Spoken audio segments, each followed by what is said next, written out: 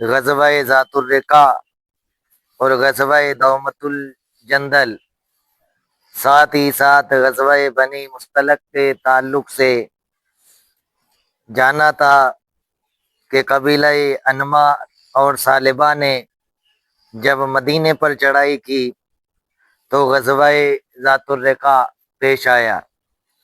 اس میں اگرچہ کوئی جنگ نہیں ہوئی مگر تنگی اتنی تھی کہ 6 آدمیوں کے لیے ایک ایک اونٹ ہی سواری کے لیے تھا۔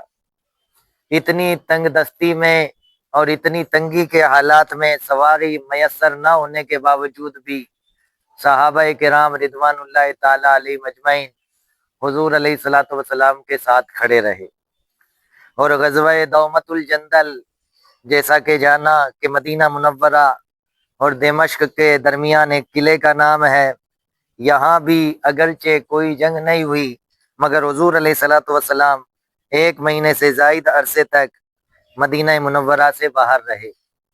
اور غزوہ بنی مستلق چونکہ اس میں آیت تیمم کا بھی نزول ہے اور پردے کی آیات کے احکام بھی ہیں، اور سیدہ طاہرہ عائشہ صدیقہ رضی اللہ تعالی عنہا پر لگائے گئے بے بنیاد الزام اور ان کے تعلق سے براءت کے تعلق سے سورہ نور کی آیات کا نزول اسی غزوے سے تعلق رکھتا ہے۔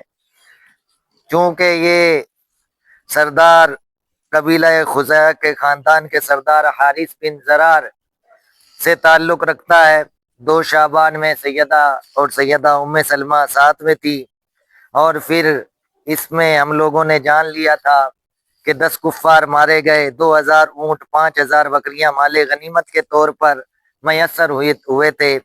انہی قیدیوں میں سردار قوم حارث بن زرار کی بیٹی سیدہ جویریہ رضی اللہ تعالی عنہا بھی تھی۔ ان کا اصلی نام برہ تھا، حضور علیہ الصلوۃ والسلام نے ان کا نام جویریہ کر دیا۔ یہ صحابی رسول سیدنا ثابت بن قیس رضی اللہ تعالی عنہ کے حصے میں آئے تھے۔ جو قیدی جب تقسیم کیے گئے تو سیدنا ثابت بن قیس رضی اللہ تعالی عنہ کے حصے میں یہ آئی، اور سیدنا ثابت بن قیس رضی اللہ تعالی عنہ نے یہ کہہ دیا کہ کچھ متعینہ رقم مجھے ادا کر دو تو میں تمہیں آزاد کر دوں گا۔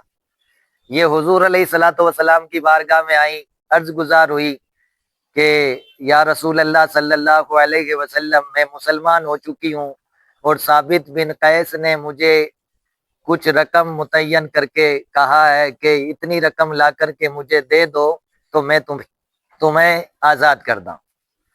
تو کریم آقا ہیں، حضور علیہ الصلوۃ والسلام کے پاس جب کوئی قطرہ مانگتا تھا تو دریا ہی ملتا تھا کہ کون دیتا ہے دینے کو منہ چاہیے، کون دیتا ہے دینے کو منہ چاہیے، دینے والا ہے سچا ہمارا نبی۔ حضور علیہ الصلوۃ والسلام کے سامنے عرض گزار ہوئی تو حضور علیہ الصلوۃ والسلام نے فرمایا، کیا میں تیرے ساتھ اس سے بہتر سلوک نہ کر دوں؟ تو کہہ رہی ہے کہ مجھے رقم دے دو تاکہ میں آزاد ہو جاؤں اس کے ذریعے سے، تو کیا میں اس سے بہتر سلوک نہ کر لوں کہ میں جو کہوں کیا تجھے وہ منظور ہوگا؟ تو انہوں نے کہا کہ وہ کیا ہے؟